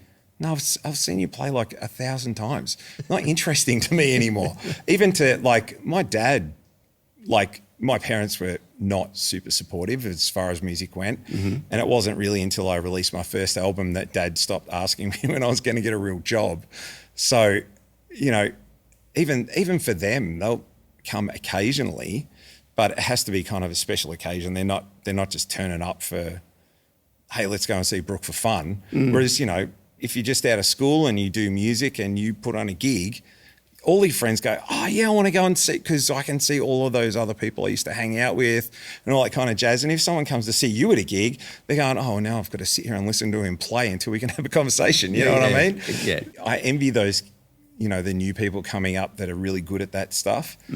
But, I just don't want to spend the time doing that when I could be creating. And I don't see that as that. And those kids do. They see it as like, this is just as creative as doing the music thing. I look at this completely the wrong way, but I think, okay, if I've got $3,000 and I want this song to be the best it could possibly be, put all the money into the recording. If I have to spend $3,000 on that, I will. Yes. And I know that then I've got nothing to market, money to promote it with. Yeah. And I know that that's not the right way to go about it. But at the same time, you go, okay, how much influence does radio have, and how much influence do these things, and a lot of the times, even videos, I love doing music videos, but there's no return on that investment at all, not 1 cent. Even if, and I get played on CMT, but it might be $1 a spin and they might play the song 20 times. And it's not cheap. It's not a cheap exercise. I mean, I actually do promo and marketing videos and video clips for bands in this room and on sets and all that sort of thing. And it's It's not a cheap exercise. It's not. And understand, like, and it's not, I'm not begrudging the video guy. Yeah. Because he's got to make a living too. There's not a lot of people who are making a lot of money. No. Everybody's just scraping by. Yeah. And I used to always say, everybody in the music industry is getting paid except the artists. Where it's all generated from, but we're not necessarily, and it's always been that way. It's no different in the. It's changed. Yeah. There was a point in time, and I did this with my first album and first single. You can go out and press 1,000 copies, and you go out and you take it out and you sell it. Yeah. The difficulty now is, back then, when I did my first one, streaming didn't exist. So physical copies were all that there was. Yeah. So it's great. You go out and you do gigs and people would buy physical copies of stuff and, you could sell 1,000 copies, and if you're selling them at $20 a hit, yeah, it's quite a profitable. Yeah, you're making some money. Whereas these days, it's hard to sell a physical product. Now Because basically all your stuff goes online, it's all streaming. Yeah. And there's no money in streaming. Every time someone buys a copy of my album, I know that they're doing it just to support me. Yeah. They're not doing it because they're going to go home and put it in the CD player. They probably haven't got one. Most people don't. Like if I wanted to play a CD, I would either have to put it into my old computer because it has one, or my DVD player, which I've kept specifically so that I can listen to CDs. What do you think of the concept of actually doing a vinyl album? I love it. That's my next album. I'm definitely going to press on vinyl. Vinyl outsold CD for the first time last year since CDs became a thing. Oh, wow. Because there's so many people out there that are just like, I remember that vibe. And the cool thing too is you're getting real estate to write stuff. And you can have pictures of all sorts of things and have the lyrics on the cover, and it is a way more visceral, there's no land in which anyone could possibly say that vinyl sounds better than CD. It just doesn't. But there's something that vinyl has that CD doesn't. All of that bottom end that happens on a CD that, when they came in, I remember thinking, whoa, what's all, they can't. Yeah, they don't have to worry about the needle jumping out of the groove. That's right. So you can just master it as hard as you want with as much bottom end as you want. And on vinyl, you just can't do that. No. But there is something about that, sound that happens when you put the needle down and then you listen. The annoying thing I think the greatest thing about vinyl is if you're doing an album, generally speaking, you'll put it on at the start of the album and you listen all the way through. And it's halfway at least. Well, yeah. Whereas I think that the difficulty with the whole digital world now is it's the concept of doing an album almost doesn't exist in the digital domain. It's just all singles. Funnily enough, I've talked to a couple of digital aggregators. I got into a position where they looked like they were going to take me on as for pitching and all that kind of stuff, and they were like, we still really value albums. And I'm like, well, you're the only ones, because Keith Urban doesn't release albums until he's, the way I look at it now is I'll release singles until I've got 10. And then I'll package that up onto a physical thing. And make it an album. That I can sell at gigs. Yeah. Which is unfortunate because, back in the day, people put big thought into what's the order of this going to be? This has to work as a point in time, and now it's like, here's a few songs that I've recorded and here's an album, which is difficult. Takes away the whole concept of like a concept album, like a Brick in the Wall, or just imagine releasing that a song at a time. Yeah, there'd be songs in there. But the game has changed so much, and because I'm the age I am, because I completely missed that thing when I was 20. I went into the cover band scene and did that. Music just doesn't have what it had back then. Music, there was no video games. There was no, there were video games, but you had to go and put, 20 cents in it. Or if you had one at home and it was an Atari, and your dad would be like, get off the telly because I want to watch the news kind of thing. Yeah. And now it's like, there's literally people that will sit at home all day and all night and game. And that's a concept that I never managed to grasp. my sister, Well, I know there's a whole thing about being a professional Gamer. esports. Yeah. Yeah, professional gaming. Yeah. That blows my mind. it does. It's just crazy. It's like what? I mean, obviously I couldn't do it. So at the same time, I'm not thinking, well, that's amazing. But some of the biggest YouTubers ever are people just sitting there playing. I mean, I don't know what their control pad is, so I shouldn't do that because I'm just doing Atari. I'm showing my age. But it's just people sitting there playing a game and talking whilst they play the game, and other people are watching. and other people watching, No, and I've sending them big money. Like, oh, here's a $50 tip, and here's a $100 tip, and if you say my name, I'll give you $1,000. Like that kind of thing. It's like, whoa. Yeah, it's a strange concept. It's like basically OnlyFans for gamers or whatever. I don't know. Teenage kids. But where are they getting the $50? I I know that I've got some younger relatives who love watching that stuff. Yeah. My sister actually had to ban my nephew because I went down to Melbourne to visit, and I was talking to my nephew, and I said to my sister, "Why has he got an American accent?" And she goes, No, he doesn't. He's got a little bit of a speech impediment. I said, no, he's got an American accent that makes him sound like he's got a speech impediment, but he's got an American accent. So she had to ban him from watching. He's only allowed on YouTube when she's in the room. Oh, wow. Because he would just sit there and consume that whenever he could. And it had that much of an effect, it was affecting his speech. Yeah. And you talk to, it's funny because I saw a video popped up on my YouTube the other day, and it was it The Panel, or it was one of those kind of shows from the early 90s or mid 90s. And they were just sitting around talking. I'm like, whoa, did we talk like that?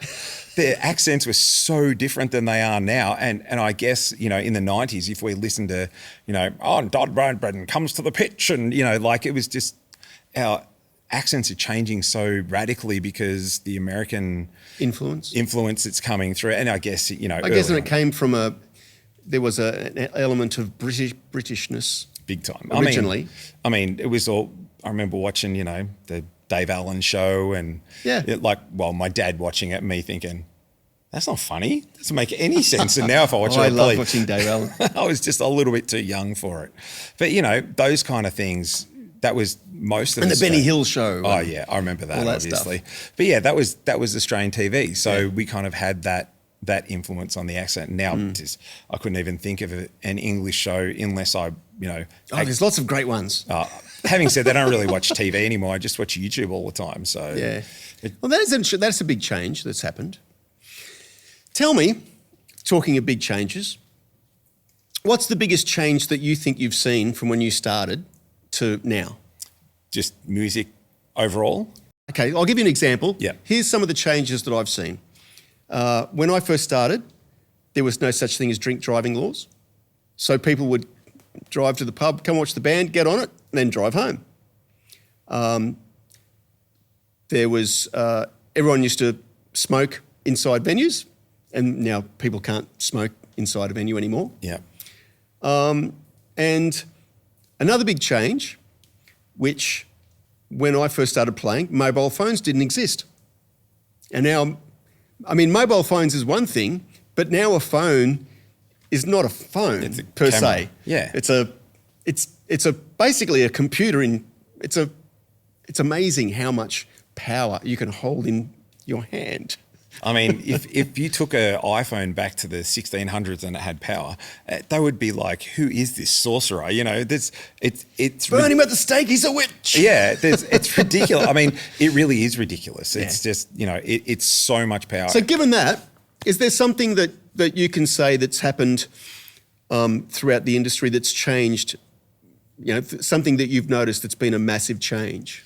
As far as actual just music goes, I really like the smoking one, because I remember when they cut that out in Melbourne and it went from smelling like smoke to smelling like BO. I'm like, bring back the smoke, bring back the smoke. All the girls would be in the front row like stinking. Oh. It was horrible. It was like, oh, put your arms down. Anyway. I think as far as the music, obviously music has ebbs and flows. It always has, ever since recorded music, you know. It'd start out with a thing and then it'd move in one direction or another. And I really do like the fact that, you know, the guitar thing is starting to come back in general, because there was years there where it was like, this is dead. It's finished, you know. And there's a lot of really cool rock bands starting to come out. If you look, you have to find them. Spotify has, as far as an artist goes, like your 0.0004 of a cent, that's hard. Like, that's really hard. But as far as a consumer, you can find literally anything, you know, unless Garth Brooks, because his music's not on there. But if you want to find a really cool rock band and the way that the algorithms work and all that kind of stuff, you can find that, you know, pretty easily. The downside of it is literally if your song hasn't, I mean, when you bought a record, even if you listened to it the first time and went, oh, I really like that, it's not very good, you just spent $20 or $25 on it. So you listen to it again. So you listen to it again. And 10 listens in, you're like, oh, I dig that song, that's cool. The hard thing is now that literally it's like most people that I know, and sometimes I'm the same, I'll listen to, you know, the Fresh Country playlist or something like that, and I'll literally be, nope. And literally that quick. I don't know what that song is. Yeah, they haven't given it a chance. I haven't given it a chance at all. And that's just the way that the streaming thing works. Yeah. When you were listening to the radio, I'm sure that you did this. I know that I wanted... Don't bore us, get us to the chorus. Like, you really got to come up with that hook really quick in the song, don't you? Start it with the chorus most of the time these days. We're basically back at the Beatles. Yeah. You know, start with the chorus and hopefully that hooks them in enough that they can... Go further into the song. My new song starts with the chorus. Yeah. It's got a filter over it, but it starts with the chorus. I mean, everything has its pluses and minuses. As far as gear goes, we're in like the heyday of gear. Like there's so much stuff available. If you're on a beginner, small budget, I was looking last night. I just recently bought one of those artist guitars. Yeah. And it's great. The Tokai... And it's cheap. Have you played one of those Tokai Strats? They're bloody amazing. They're Yeah. $400.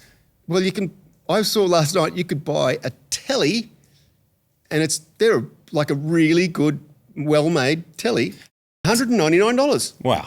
And you compare that to what we had as kids.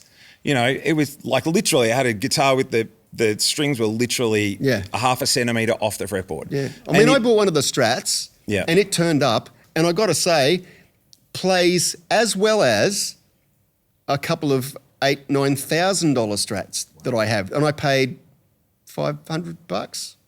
It's crazy. And it's the choice really of like if you want to do a cheap rig, and you know you can buy. I mean, nobody's using an amp these days anyway, but you could buy 3 or 4 pedals. Some people still are. I buy them. I actually saw Jack Bratt selling his quad box for $200 at the moment. Wow. $200. I've seen a few up for sale, and I've got a mate who's trying to sell one at the moment. He's like, I'll give it to you cheap, and I'm like, man, I've got nowhere to store the stuff. I've already got way too many quad boxes. I just bought a... and I haven't used a quad box for a long... Yeah. I know I love the sound of them. Yeah. I mean, those 4x10 cabs that are back there sitting under the JMP Marshalls, I love the sound of those. And I bought them specifically because they didn't throw as much as a 4x12. Yeah. And the tone of them really stacks up really well over distance. Yeah. But even those, the last time I did a gig with them, and I'm standing on stage thinking, they're not very loud. And I've got a front of house guy going, oh man, it's whipping my head off. Can you turn those things down? And I'm like, okay, I guess the quad boxes are not going to gigs anymore. And I just bought a Super Reverb and a Super 6 Reverb. I don't know if you know what that is. Yeah, I do. I had a Super Reverb. It was my first really good amp. Yeah. I bought one, and I think would have been early-ish 80s. Yeah. I bought it off Gary Dennis in Tweed Heads. G'day, Gary. For $300. Wow. $300. It got stolen from a gig in Lismore a couple of years later, and I thought, which was quite heartbreaking, but I thought, that's okay. I'll just go out and buy another one. Yeah. $300 was back then was quite a bit of money, but not heartbreaking. Yeah. Ish. Only to find out that it was going to cost me $3,000 because at that particular point, they'd become on the edge of vintage. Well, they were a 70s amp. Yeah. And they were really sought after, which I didn't even know. I just went, walked into a music shop, second-hand one, bought one for $300. I thought, Yeah. There are a dozen. I can just get one of them. I'll just get another one. I was actually with my Super 6. It's the first time I've ever done a barn find that actually worked out for me. Oh, wow. And it came up on the Facebook market. Because they're quite big. Is it heavy? It is now. Relatively. It's 100. It's 52 kilos. Because it's got the 610s. It's 610s, yeah.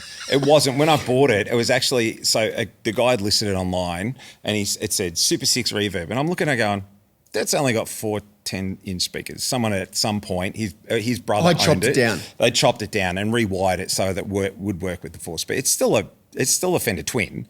Like that's the amp is actually the same as a Fender Twin. Okay. And then I was like, well, I've got a Super Reverb, but I only just bought it, and I'm like, I want to restore this to. So I built a new cabinet for it and all that kind of stuff. Wow. And then I only had 4 of the original speakers, so I put 2. And they're the El Nicos, so I put something different in the bottom so that I could get a bit more bottom end out. Because the transient at the front is just like, whoa, it's so full on which is the thing about 10-inch speakers. That 12-inch speakers just don't really. The transient's not as full on. It's still there, obviously, but occasionally I go out and it's in the garage because it's huge. I mean, it's like probably comes up to there. I mean, I'm 6'3", and it is super. If I put it, I've got a Patrol, and if I lay it down sideways, it just fits in the back, just. Yeah. But I'll go out there and I'll put it on 10. Like I'm not playing it if I'm not going to play it, and just put a little because it doesn't get dirty. Even everything cranked, it's still. It's like. The biggest, loudest, clean sound you've ever heard. It's like a great pedal platform. Yeah. Oh my God, sounds. I'll just put like one little.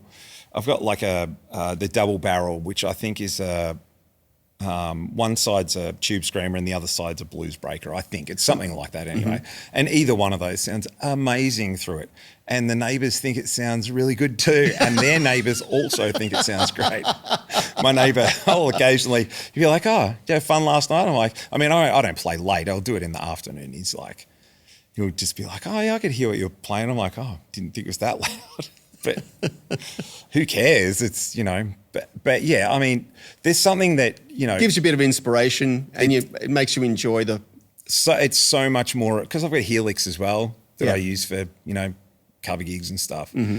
And it sounds great. Like out the front, there's not one punter that's going to come up and say, they're still going to think, oh, well, that sounds like the song. Yeah. So who cares? But there's nothing that, for a guitar, well, for me, there's nothing like standing there and feeling it kick you in the pants. Oh, yeah. When you hear, even just like, not even playing a chord, just gunk, and you hear that, you feel that wind, air moving. It's just, there's nothing like that. No. It's amazing. And, sometimes, I'll watch like the pedal show and half the time I'm just sitting there going, oh, this is just cork sniffery for the sake of it. It just is like, sometimes they're talking about things that I think, that's not anything that anyone would ever hear in a mix. Even a sound guy is probably not going to hear that. Even the guitar players standing up the back doing this, I can play, but the jazz police, as I call them. A lot of what they're talking about, and I can relate to this, it's about your connection with the player and their connection to their sound and how it feels. Yeah. And that's one of the things you're talking about. You play through one of those amps, when it kicks you, it feels amazing. It really does. And it inspires you. And it's almost got... if you've never done it before and you're playing like, a Plexi or whatever on 10, you turn that thing on, that's a skill. Devastatingly loud. Oh yeah, and it's a skill. It's one of those things, man. If you play that, lads, if you're not used to it, it's hard to, it's like taming a wild beast. It is. And there's that element of danger that comes with it. It is, I remember back in the Millsy days, we did an in-store at High Point in Melbourne. So I actually was watching somebody on one of your podcasts, and they were talking about there's a shopping centre in Melbourne that was multi-level. Yep. As High Point. I was thinking, that's High Point.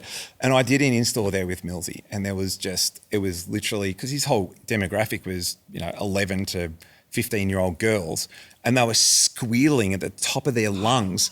And I couldn't hear the fallback. I couldn't hear anything. We just did the songs and got off. And I actually felt I actually felt physically upset because I feel like there's in the back of a man's brain, I think there's a thing that sound is upsetting or off-putting or puts you in a somebody's getting injured here and I need to do something about that. That's how it felt at the time.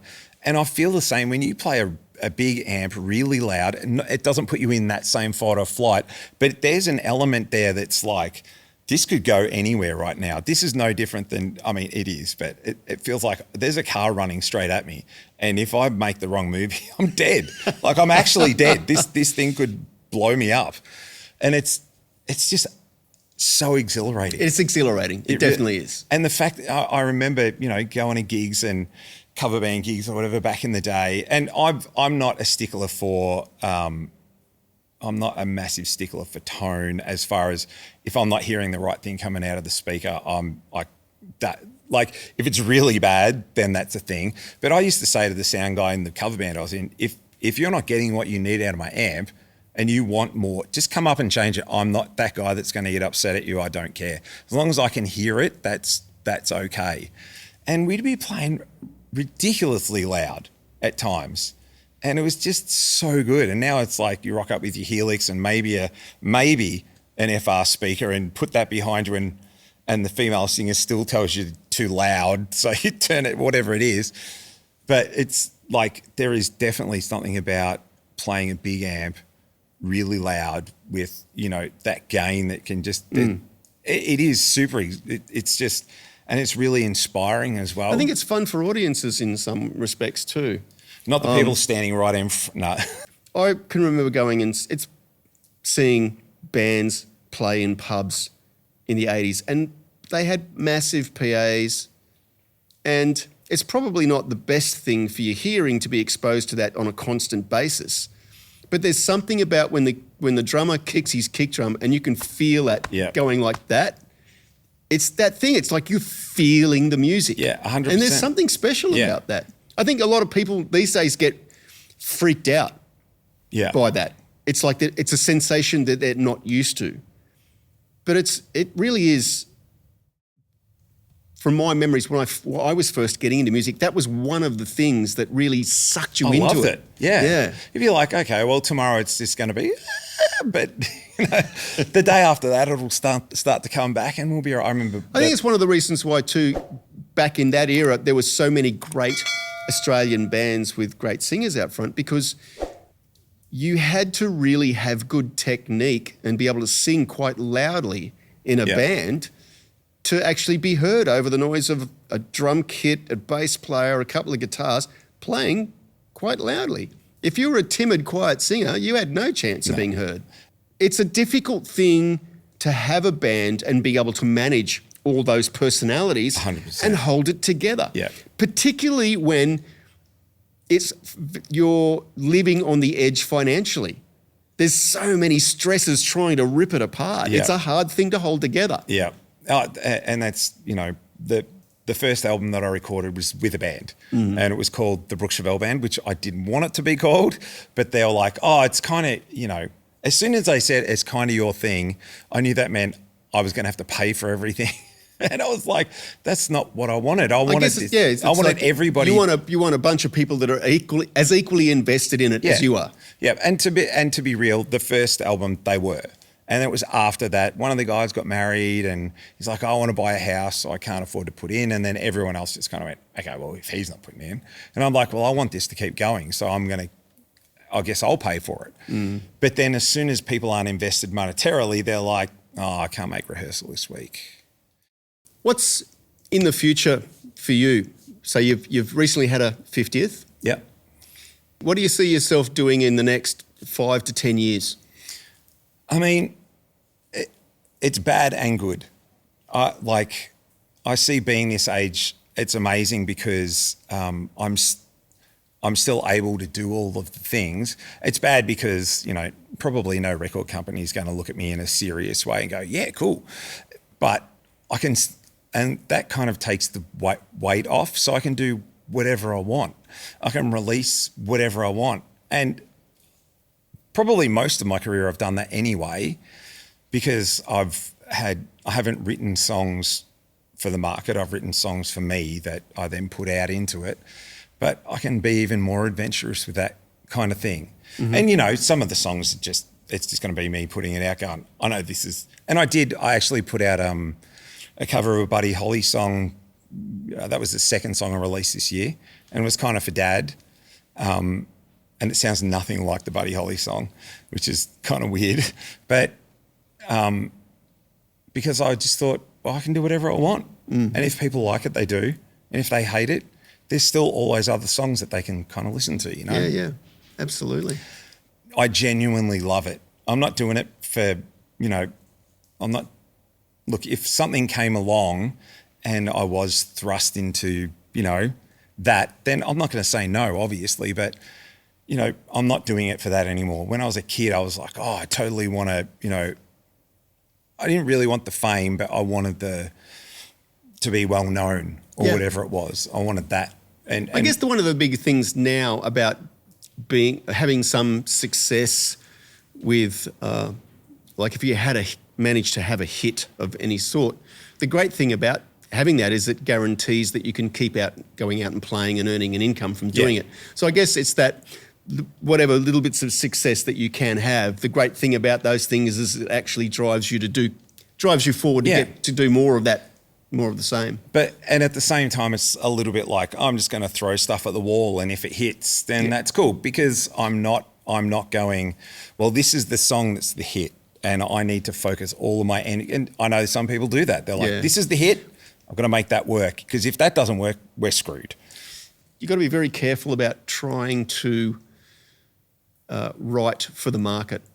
I think the right way is the way that you do it. I think the right way is you've got to write stuff that's true to you, that you love, you put it out to the world, and I think if it really is true to you, I think you'll find a market, you'll find an audience. Maybe you just need some better market, a little bit better marketing, maybe. And that's part of the thing is I don't want to look back at the end, you know, when I'm in my 80s, if I get there, hopefully, fingers crossed. I don't want to look back and go, I just wish I hadn't have done that. I wish I hadn't have released that song, because that's not me. Yeah. And I've only ever, and the other great thing too is because of the way you're doing things, you're not going to necessarily look back and go, God, I wish I'd done something different. Yeah, that's exactly right. I mean, I wish I had if I could go back, the one thing that I would change would be I'd start doing original music earlier. Okay. I would have started. Yep. I mean, I learned a lot doing the cover thing, like stagecraft and, you know, how to work with other people and all that professional, you know, business, not business, but part of the music business, being in a band. Yeah. I learned all of that. That was great, but I should have started writing and doing something with it earlier. Mm-hmm. That's the thing that I kind of wish that I really had have done. Yeah. The great thing about doing what you're doing is you're following your passion, and whatever you're doing that, it's hopefully a reasonably happy existence. Yeah, it does. It definitely doesn't feel like work to me. It just feels like this is what I love, and I'm just really lucky that, you know, there's some people that listen to it. I like when somebody comes up at a gig and says, "Oh, that song really." I had a guy at work who'd heard I wrote this song "Bad Guy," and which was about a circumstance that I was going through at the time, and the guy heard it and he came up to me and said, I thought you'd written it about me. That song is I'm going through exactly that same thing right now. And the fact that I now know that you went through it, that helps me, because, you know, you didn't feel so alone. He didn't feel so alone. And I was just like, whoa, that's, you know, the fact, I never thought I'd write a song that anyone would care about at all. Mm. But the fact that, you know, like people have had my songs at their weddings and, you know, at key points in their life. And I'm like, whoa, I never would have expected. It's really cool. Yeah. And I'm just like, there's better songs. No, I didn't say that. All right. I will put links to all stuff about Brook Chivell down in the description below, and links to Spotify. And you should go and check out his new single. Please do. It'll have been out 6 or 7 weeks by the time this comes out. Yeah, it will. And at that point, I'll say thank you very much, Brook. Thank you, sir. Thanks for having me. Yeah, no worries. Thanks for spending some time with me today. And thank you for sticking around and watching this episode. And we'll see you on the next one. Cheers.